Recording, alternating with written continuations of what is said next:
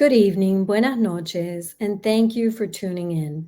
On behalf of all of us at the locally based, independently owned bookstore, Books and Books in Miami, Florida, and in partnership with Miami Book Fair, it's my pleasure to welcome you to a virtual evening with Samantha Chang to discuss her new novel, The Family Chao, published by our friends at Norton and Company.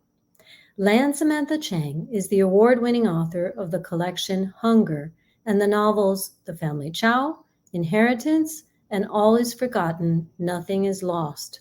A recent Berlin Prize Fellow, she also has received grants from the National Endowment for the Arts and the John Simon Guggenheim Foundation. Chang is the first Asian American and the first female director of the Iowa Writers Workshop. To moderate this evening's conversation, we're joined by Curtis Sittenfeld, the best-selling author of 6 novels, including Prep, American Wife, Eligible, and Rodham, and a one-story collection, You Think It, I'll Say It. Her books have been selected by the New York Times, Entertainment Weekly, Time, and People for their 10 Best Books of the Year lists, optioned for television and film, and translated into 30 languages. Just a quick reminder that throughout this evening's broadcast, you can post your questions below in the Ask a Question feature at the bottom of the screen. And please order your copy of The Family Chao from Books and Books and support independent bookstores.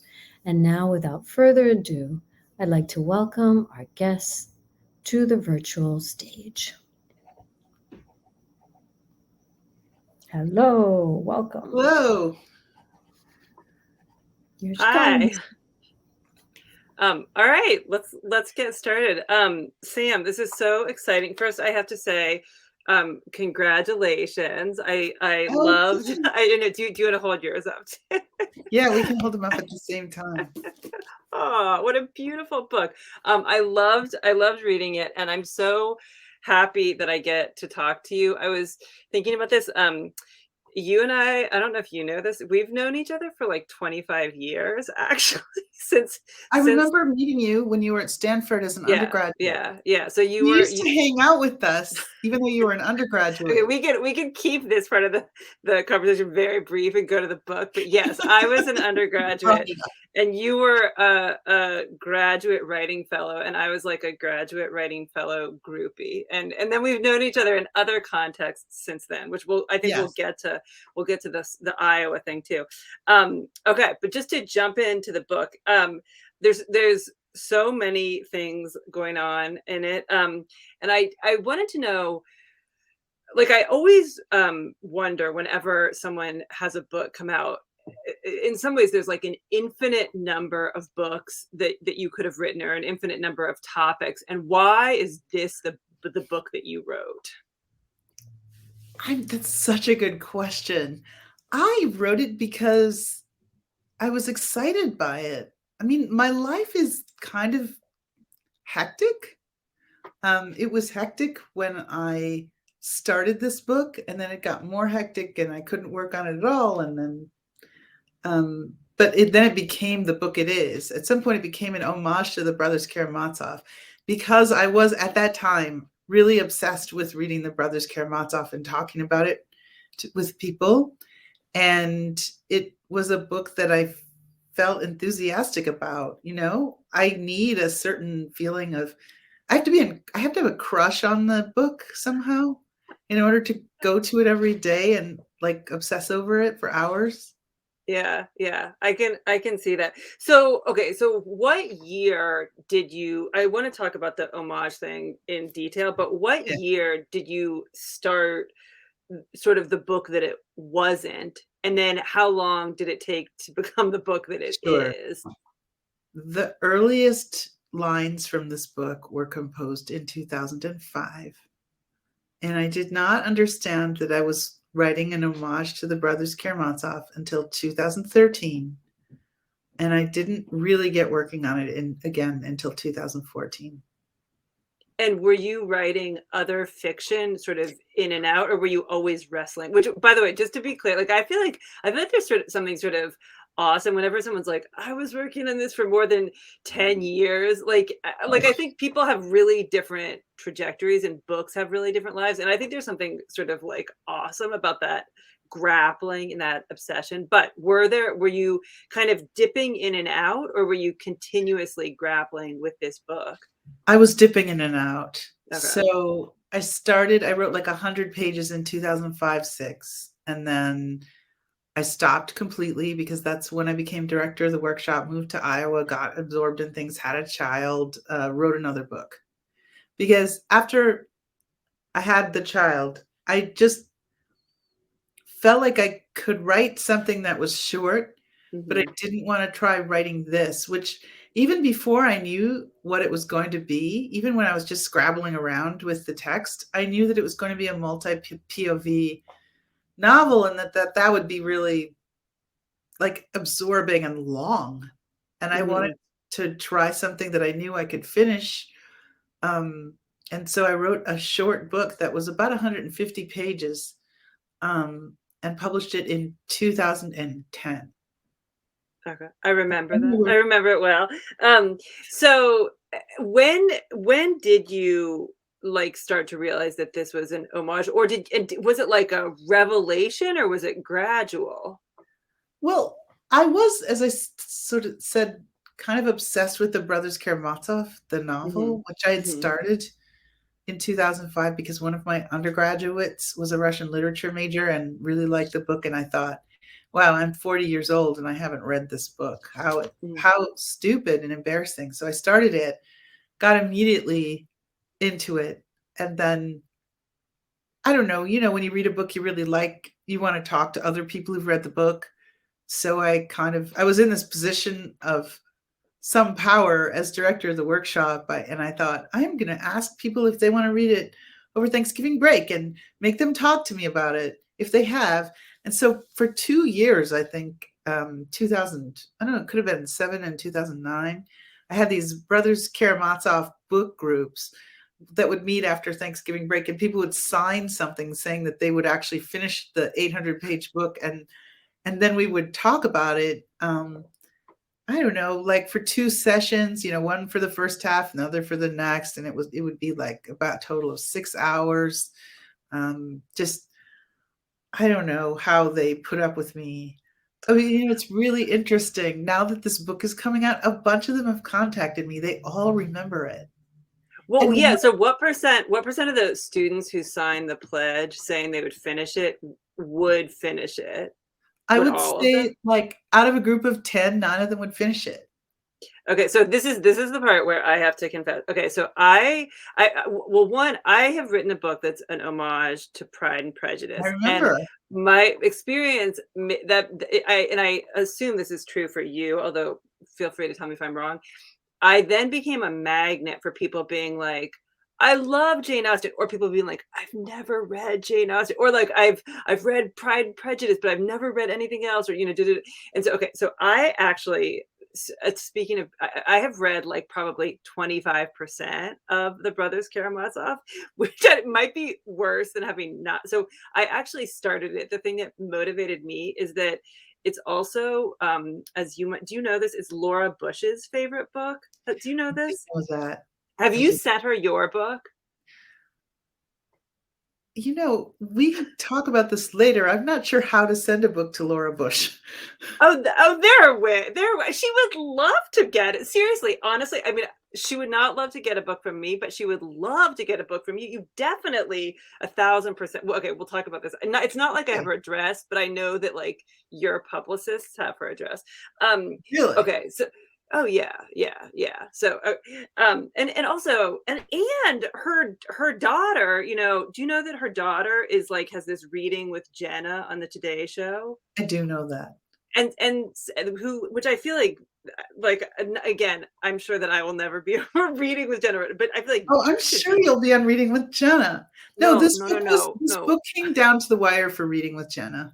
Oh, I'm not surprised because my impression is that Laura and Jenna are like, neither of whom I've ever met are kind of are both really avid readers and kind of in conversations about it. So okay, anyway, so back to so I Fascinating. I read you know, I wish that I had been one of your students who and this makes me want to read it. And I will say that I was like, am I gonna you know, read the Brothers Karamazov in preparation for this conversation? And Oh unfortunately, no. the No. answer turned out to be no. I wanted it to be yes, but anyway, okay.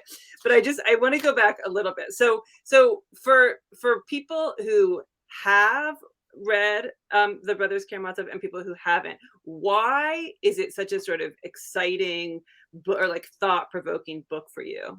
Oh, okay. Well, for me, it's exciting and thought-provoking for so many reasons. I mean okay, what I like about it personally, I like the characters. They have such big wingspan. I can't describe how like powerful all of the characters are, including the female characters. They're just all really interesting, and they contain these contradictions that I find really refreshing in novels. You know, a lot of times you read a novel and you feel like you pretty much know 85% of this person.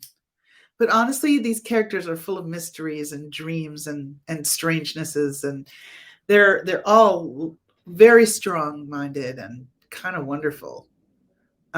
So for that, I love the book. I also love when I'm reading it, it has this feeling about it of discovery, as if it's never been written before.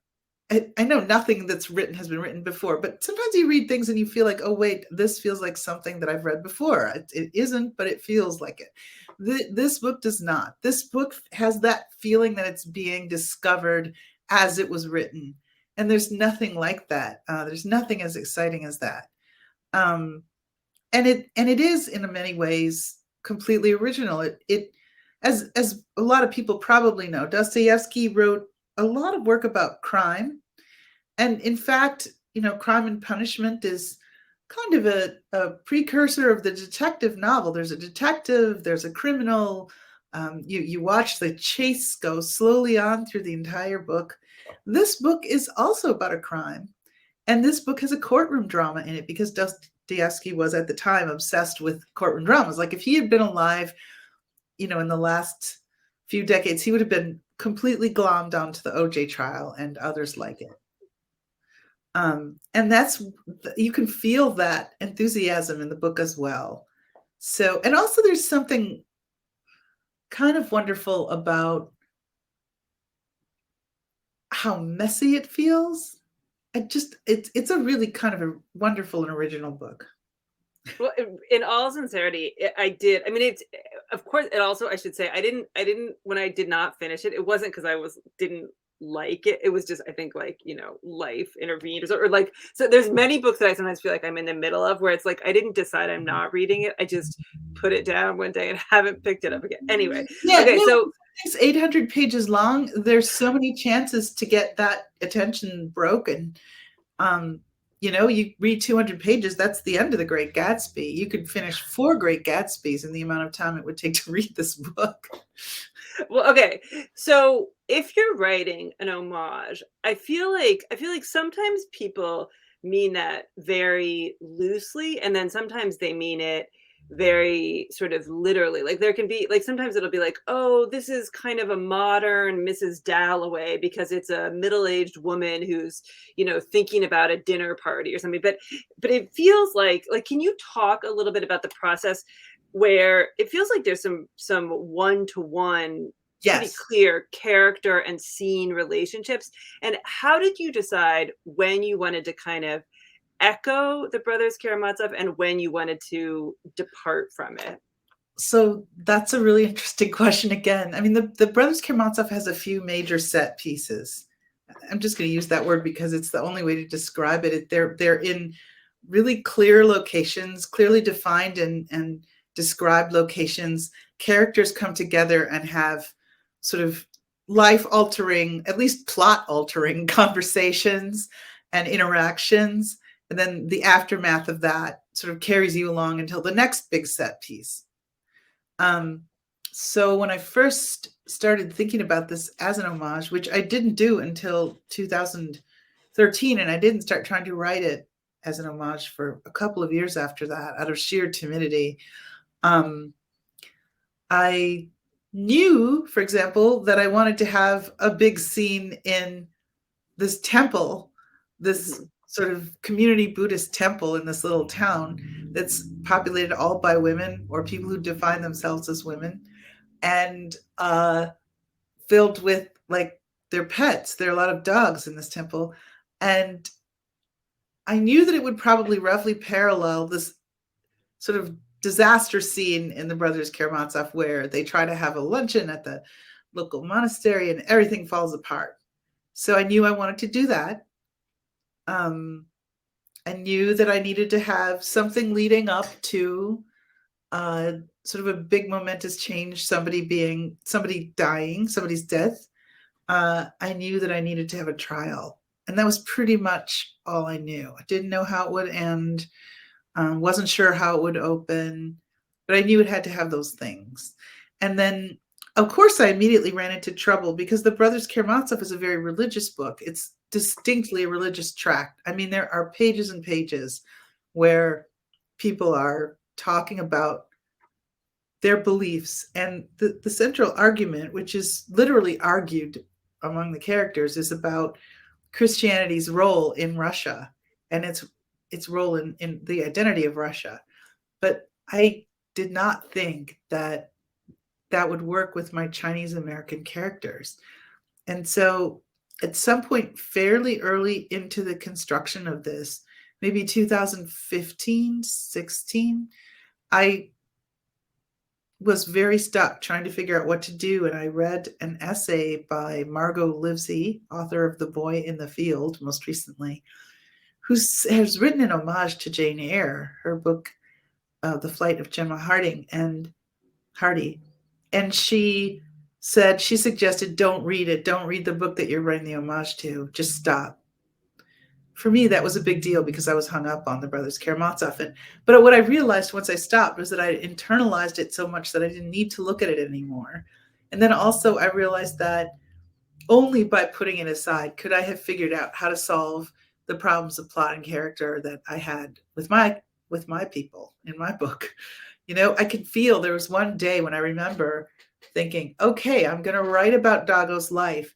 And everything I write is going to go completely contradictory to the Brothers Karamazov. And I'm just going to have to go in this direction because if I don't, I can't proceed. And it was at that point, I think, that it became its own book. It became a thing, as my students and I talk about. You know, the project becomes a thing. It sort of could waddle on its own. Do you know what I mean? Yeah, So, absolutely. So and then did you later come back to the Brothers Karamazov and sort of like, you know, look between them, or you never did? Never did. Really? That's fascinating. Wait, did you? So I had not one, but 2 copies of Pride and Prejudice on my desk. And sometimes before I wrote for the day, I would read a few pages. Oh, wow. So I had almost the opposite approach. But I also will say that early on, I thought to myself, I'm going to like break down, like I'm going to reverse engineer the structure of Pride and Prejudice and then mimic it. And then I realized, like, I can't do that. I have to kind of sort of blaze my own trail or whatever, because like almost like if you change one thing, it all starts to unravel. Exactly. So I would dip in and out. Like I would be like, and I think I did the set piece thing where it was kind of like, okay, and you don't want it to be so close because then it's boring, but you don't want it to. Then it becomes like fan fiction, and which is not bad, but it's usually like not sold individually. Well, It's funny because I think depending on people's definition, I think more than once I've written fan fiction. So it's more that I don't know if it's fan fiction or not fan fiction, but I think it's almost like it's predictable. Like if it's like, oh, this is what happens, then it's like a plot that you already know exactly instead of a plot that you sort of know. And yeah, sometimes it's interesting how it deviates and sometimes it doesn't. Yeah. I mean, when I was writing this for a long time, I felt like I thought I was writing fan fiction.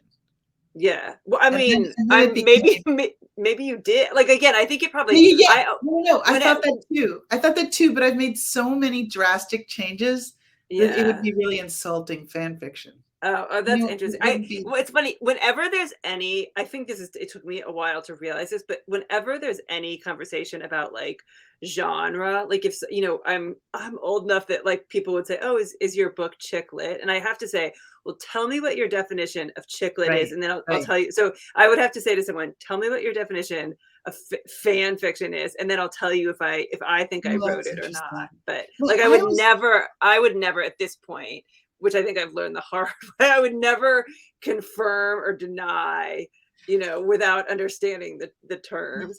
I'm sure Um, you're right. When I think of fan fiction, I think about, I mean, I would love to read this tome about Harry Potter that's supposed to be very popular right now. oh, It's I the don't know about story of Remus Lupin and Sirius Black and their relationship. And it's apparently really, really good. And it apparently goes into great detail. The problem is, and the reason that I can't start it is because it's so long and I know myself too well. I would just get completely glommed onto it and I wouldn't be able to do any of my household chores or talk to my child or do my job at work or promote this book. But I would um, love, but I mean, they have the literal names of the characters. That's sort of yeah, how I yeah, am personally, anyway. And I felt like I'd pretty much betrayed Dostoevsky right around when I made that decision about Dago's life. I don't even remember which one it was, but I remember thinking, okay, this is it. It's not it. It's not the Brothers Karamazov. yeah, It's its yeah. own That's thing. interesting. I can see that sort of split. Well, so obviously in the year, in some ways this is a novel about immigration, or I mean certainly about immigrants, and I think that like in some ways the national conversation changed about that during the years you were writing, or I mean there's always evolving conversations. And did you feel like you were publishing, or do you feel like you published the book sort of in a different world than you were writing it in? Or did you feel like that sort of, did you feel like your writing was affected by, say, the 2016 presidential election, or by like rising anti-Asian crimes? This is going to sound strange, but I had it all in my mind before any of this happened.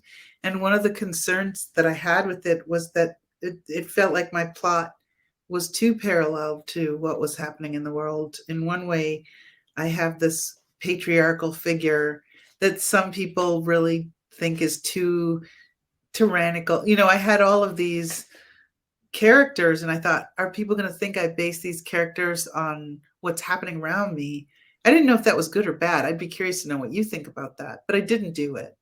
Well, I Um, do. I mean, I think that writers are like often a little bit, I don't know if it's psychic or just like attuned to what's going on. I mean, do you feel that way about yourself? Like that you sort of like, it's I not surprising to me. Oh, are you not I have psychic? never been attuned. You are attuned. I really have never written a book that's in any way attuned. This was always what I believed. Like I could have described these characters 20 years ago. Yeah. It's just that no one would have read it. Oh, that's interesting. Yeah, That is what people are interesting. reading has really changed. Yeah, that's certainly true. Um, okay, I wanna you've alluded to Iowa several times, and I'm curious if you can talk about I mean, you went there as a graduate student. I went there as a graduate student a few years after you did. You became the director in 2005, right? Yeah, Yeah, 2005. yeah, and then I started it in 2006. And so how has being the director of the Iowa Writers Workshop affected your fiction, and maybe vice versa? Well, that's Curtis, you have such good questions. Keep It's saying. really, I mean, it's weirdly personal, but when I started writing fiction, I always wrote about female adolescent, because I was close to being an adolescent myself. I was a very late bloomer. Um, Asian American characters or Asian female characters, and everything was first person in my first book except one story. And then when I ventured away from that, I was able to create this first person omniscient narrator, kind of like a first person narrator who can describe things that they haven't actually witnessed. But I stuck really close to the first person and to female characters and narrators and protagonists. And then I got this job. And one of the things that I've had to do as an administrator is basically write. This happened, I don't know, 15, 16 years ago, and I don't think I do it as much now, but I had to write a lot of memos trying to explain to people why the workshop was the way it is, so that they could understand that we were slightly different from the other academic departments at the university, that we had different goals and needs than they did. And so I wrote a ton of third person memos and a lot of sort of first person plural royal we kind of memos, like we are like this, we do this, etc. And because of that, I developed this ability to write about things that weren't myself. And I think the next book I wrote, that short novel, was from the point of view of a white man, a white male poet. And then now I'm writing from the point of view of, points of view of several Asian and Asian American men. And I just seem to have broadened my scope. That's fascinating. That's really interesting. I mean, when I think about it in one way, I think, okay, I have this position of authority. I had to take on authority, and now I can write from a male point of view. What does that mean? It reminds me of this time when people asked Jane Smiley why she was able to write from a male point of view in her novellas, Goodwill and The Age of Grief. And she said, because she was very tall. She said, because I know. She said, I'm really tall, and so nobody ever looks down on me. I can write from a male point of view.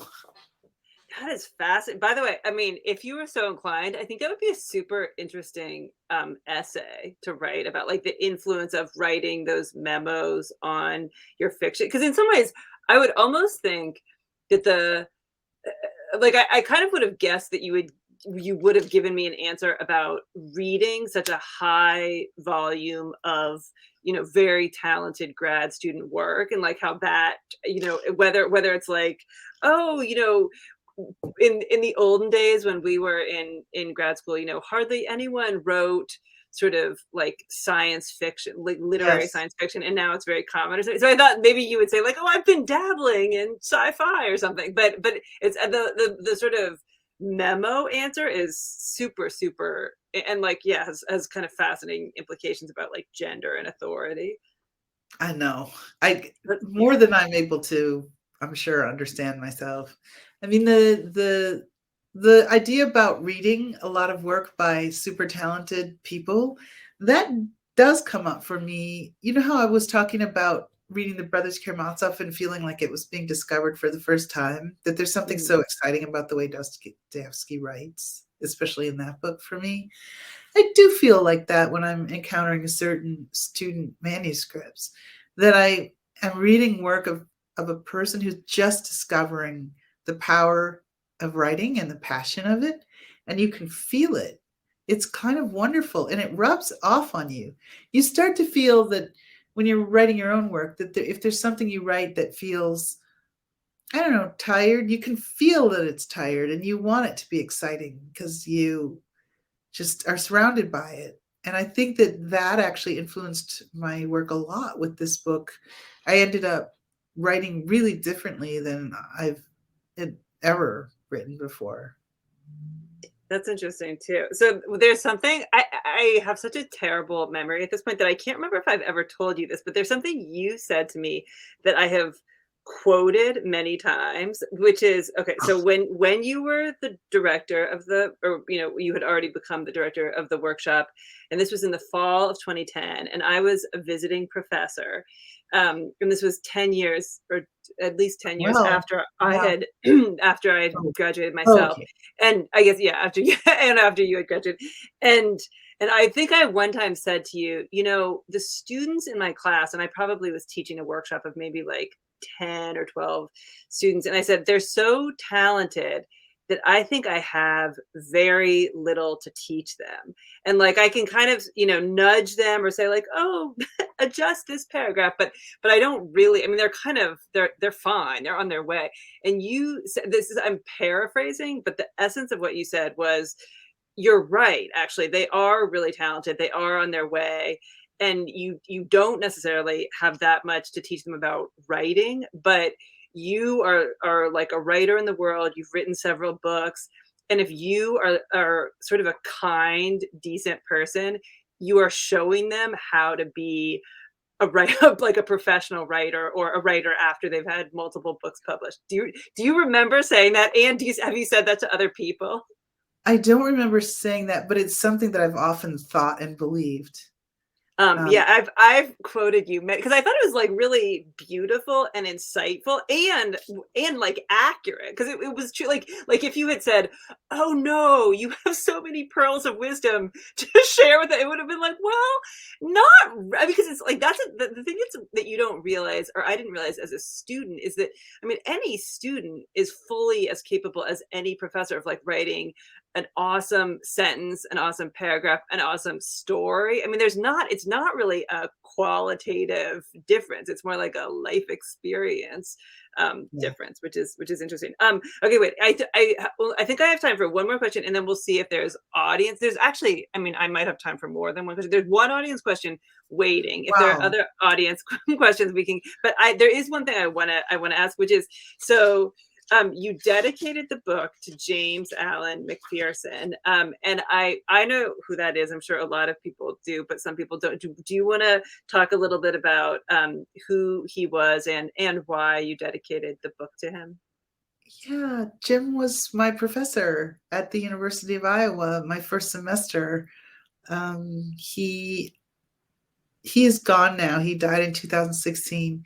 He was a brilliant writer of short stories and memoir who, you know, an incredibly distinguished writer. He was among the first group of writers to win a MacArthur Genius Fellowship, and he was also the first African American writer to win a Pulitzer Prize in fiction. And he was this kind of wonderful character in the program who, I don't know how to describe what he was like. You know what he's like? If anyone's seen the movie Field of Dreams, there's a character in there who's a lot like Jim. He wears a hat. He's kind of low key, quiet. Jim didn't talk very much in class. He talk about setting an example. I don't know exactly what kind of example he set, except that we all understood that being a completely unique and mysterious person was fine if you were a writer. It was okay to live whatever kind of life that you felt like. It's really hard to describe. Um, he he loved all kinds of literature, and when I took from him, he was interested in Japanese literature in particular, and he he went against the grain of what people were saying in workshop at that time, including our professors. He encouraged me to write ghost stories, even though people didn't write ghost stories at the time when I was in the workshop. And in my first collection, a lot of the stories have ghost elements in them because of him. Um, he he was a funny guy, and he was not politically correct. So he was witty about not just, the Jim Crow South in which he'd been raised, but he was also witty about the sort of liberal enclave of Iowa City in which he was living. And that was really fun. Um, he was just a great guy, and I dedicated the book to him because he died while I was writing it. A lot of people who were really important to me died during the long period of time it took me to write the book. But I think he would have enjoyed it. I think he would have enjoyed how sort of freewheeling the character of Leo Chao is, and how dirty his jokes were, and how what a problem he was. I think Jim would have laughed. I thought Yeah. about him a lot when I was writing it. That's lovely. I think that's a beautiful description of him, and I think that like I think he's um, I mean, in addition to his own body of work, I think he's such an influence on so many different writers. Okay, wait. I'm going to turn things to audience questions, and I'm gonna read them to you. So, someone named Pam says, I'd like my book club to read more widely. Can you both explain why you think this novel would make a great book club choice? I'll let you go first. Oh, I think you could have a lot of discussions about the characters in this book. I think that nobody's perfect in the book, and they all have really particular problems. And in a certain way, I would say that with the character Ming, his political problems and his personal problems are mixed. So it's possible to discuss issues of identity and Asian American issues with Ming, and also talk about his personal life, which I don't know. I think it would be fun to do in a book club. Do you so let's say a book club decided to read The Brothers Karamazov and read this, which should they read first? They should read this. Really? Yeah. Why? Because it provides a template or a model through which to understand the Brothers Karamazov. That's really interesting. It's Yeah, a I mean, lot I more think accessible. It's way more accessible than the Brothers Karamazov. and So that shorter it for would those of teach us. you sort of what to expect, and then you would see it done a different way. Yeah, yeah. I think this would be an excellent book club selection. I mean, for all the reasons you say. And I also yeah, I think there are a lot of sort of points of entry in terms of if you want to talk about family, if you want to talk about um, you know, Chinese like food. Chinese. Well, okay, so I did reveal this to you that I did order um Chinese takeout twice while reading the book. Have other people confessed that? That's so funny. Has anyone else said that to you? That People have told especially me like they wanted to eat Chinese food after reading the book or during. the Christmas Eve feast kind Oh, of that was where I just like lost all control of myself and seriously I took a picture and then I was like, maybe I'll just send this to Sam, maybe I don't need to share this with the world. Okay, but yeah, I think this would be a wonderful book club selection. Okay, David says, having both written homage novels, is that something you could see yourself doing again? oh, what an interesting question.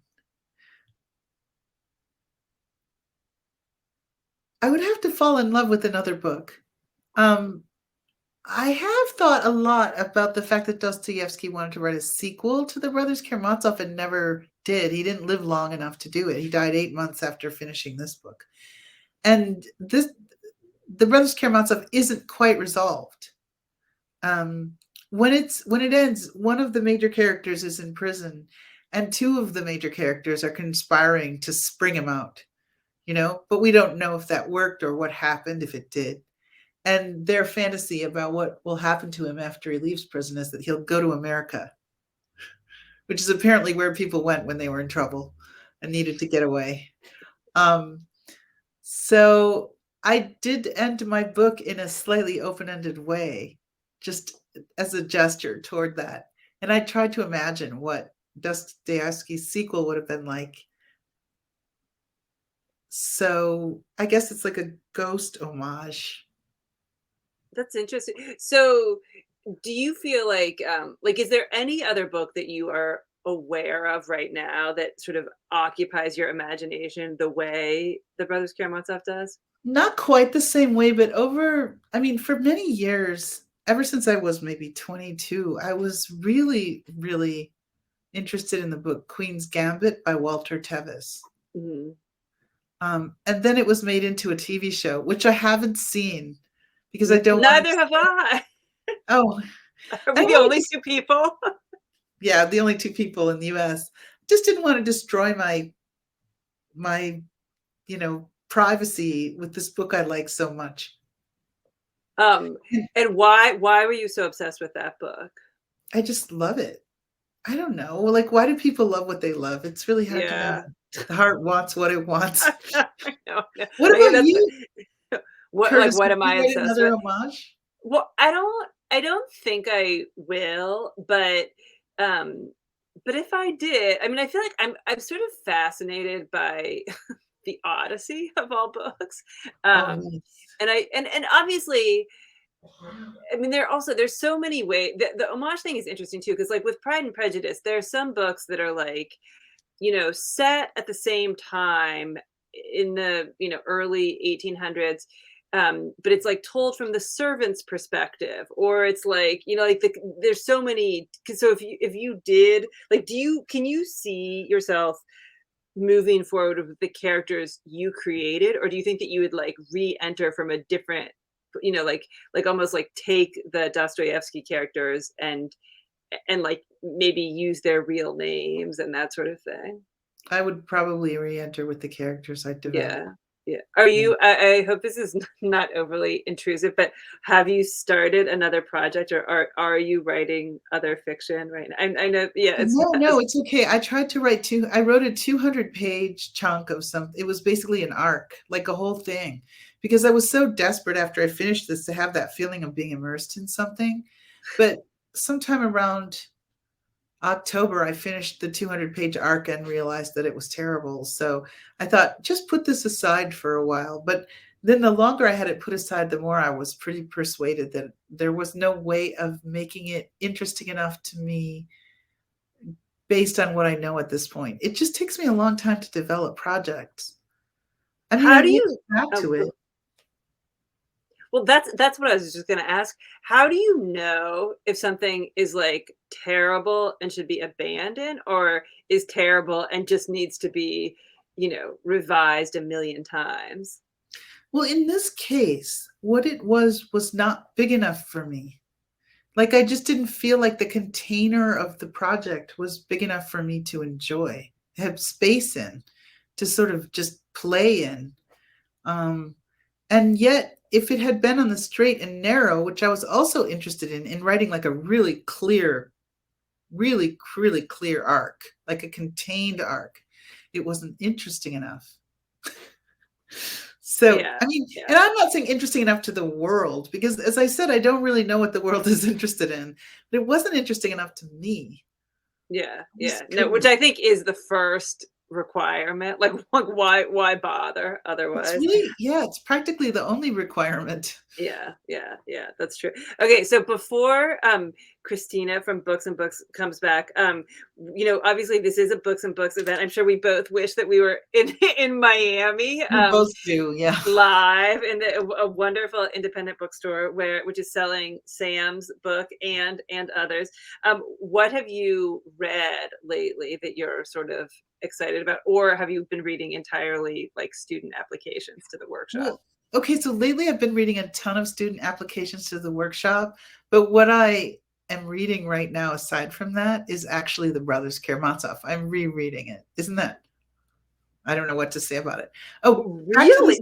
this. Wait, hold on. I have a follow-up question. Do you like start when you reread it? Do you start on page 1 and Yeah. just and then you go to go to page 800? You don't I like go started to with the your preface. I started with the translator's notes. I mean, I just really love this thing, and I haven't seen it for 6 years, you know? how? I have Yeah, to say, that's weird. I will say, I think that you and I in some ways have very similar and in some ways have opposite experiences, because I will say, I like love Jane Austen. I with some friends formed a Jane Austen book club, and I had read, I think, probably 3 of her novels prior to writing my Pride and Prejudice homage, and we read all 6 of them, and I then and wonder like what your next favorite one is. it's so funny because I would have to think about that. I've never I feel like it's almost like, there's like one is off by itself. And not qualitatively, but just in terms of my relationship with it. And then Oh, sure. wait, Yeah, but no, but, of but course. here's the thing that I was gonna say. So during that time, like people would give me, and especially because there's sort of a cottage industry of like Jane Austen candles and Jane Austen dolls. And I was just kind of like, she's this amazing towering figure, but I was like, I could use some space right now, or I'm not like in a huge. So it's amazing to me that this is what you're reading for pleasure. And do you get something different out of it on the other side of having written the Family Chao? Well, now I'm thinking that I find things in it that I didn't know that I had internalized and converted Oh, into something in my book. Like just lines or character traits or little things that I didn't realize that I had sort of switched up and put into my book in a slightly different way, which is really interesting to me. Um, I just wanted to add something to the whole fact that this is a bookstore that we're sort of fantasizing about being in right now in Miami. But if you do decide to read Jane Austen novels or Dostoevsky or my book, The Family Chao, or Curtis's many wonderful books, definitely buy them at Books and Books. I second that. I second that. Yeah, that is, all right. that Oh, is Christina. It's just, I have to come out. I can disappear again, but after that, I have to be like, hey. You've been summoned. Yeah, exactly. I've been summoned. Have you both read George Saunders' A Swim in the Pond in the Rain? I haven't. No. Neither of us has. I have the book. It's sitting right over there, but I just haven't had time. Okay. It's really, he's fascinated with the Russians, you know, and it's a wonderful book. And I think my favorite after Pride and Prejudice is Persuasion. Me too. That's what I was going to say. I love it so much. Yeah, I love Persuasion. So much. I feel like I do like Persuasion. I feel like, I mean, Sense and Sensibility also has, which might be everyone's second favorite besides yours, but I mean, they're also, there's all such a delight. So it's a little more painful for me to read. Really? Yeah. I don't, yeah. We'll save that for another time. Anyway, sorry. Christina. I just can't believe you're rereading The Brothers Karamazov. I think it's just fascinating that you have this, that book has this like magic allure for you, like, and you can revisit it so many times and it still says something new to your soul, to you, like you can still find things that are new in it. I find that truly fascinating. But have either of you read the Rebecca Mead book, My Life in Middlemarch, which is sort of about, it's really wonderful. And it's doing exactly what both of you are saying. You know, like you are always a different person when you read a book. And so a book can be this touchstone for you at different times. Oh, my mother told me that when I was little and I was starting The House of Seven Gables by Nathaniel Hawthorne because there was one of them lying around and I was way too young to read it. And she said, this is the kind of book where you'll come back to it over and over and reread it. And every time you do, you'll see new things about it. And I think that's happened a lot during the pandemic too. It's like, as people have been like rediscovering classics, maybe that were like really important to you as a child or growing up, and rereading it as an adult and just like, falling in love with it all over again. Right now, my friend is reading Bambi, which was originally a novel. I've never read Bambi. And has been retranslated. It's sort of fascinating. It's like an allegory about the Holocaust. I did not know that. Wow. Yeah. Did you know that? I did not know that. That's fascinating. Yeah, it's completely interesting. So people are coming back to that in a very different way. That reminds me of Watership Down. Oh God, I love Watership Down. That was like my daughter's favorite book. And The Once and Future King. Oh yeah, I have not reread that in so long. Anyway. Are people rereading Watership Down and The Once and Future King during the pandemic? Is that the kind of thing people are reaching for? I have. So I'm not sure. But I think people are reaching for all kinds of things. I think just things that meant something to them in the past, and kind of like rediscovering. And I think people are just reading, which is fantastic. It is really wonderful. It really is. So thank you so much to both of you for being with us tonight. Thank you for supporting Books and Books. Congratulations on the book. It's gotten fantastic reviews. And we will figure out a way to send it to Laura Bush. Oh, cool. That would be so great. She might like it. I think she'd love it. I think she'll love it. That's such a great suggestion. So thank you again. Thank you to all the viewers watching tonight. Thank you for joining us. And we'll see you in Miami next time. Yes. Okay? Yes. All right. Good night, everybody.